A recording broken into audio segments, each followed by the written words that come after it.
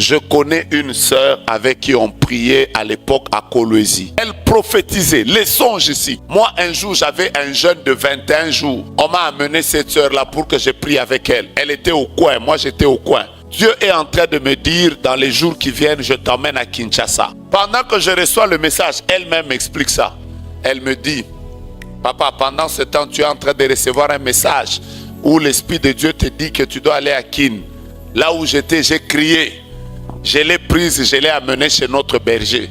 J'ai dit à notre berger, cette sœur ici, et les songes, et les prophéties, quelle exactitude. Vous savez, ce jour-là, j'étais très confus. Notre berger était très calme. Après, il m'a dit, est-ce qu'on peut d'abord commencer par prier pour sa délivrance? Moi, je lui ai dit, non, elle n'a même pas besoin de délivrance. Elle voit. On lui a imposé les mains. C'est une des délivrances qu'on avait commencé à 8 heures, on a terminé à 18 heures. Elle avait des esprits. Et un des esprits, c'était un esprit de sa tante qui était Mbikoudi, devait dans les années avant. Et cette tante était en elle. Vous savez, ce jour-là, quand on a fini, j'avais honte. J'ai eu une très bonne leçon de vie. Voici la leçon de vie que j'ai eue.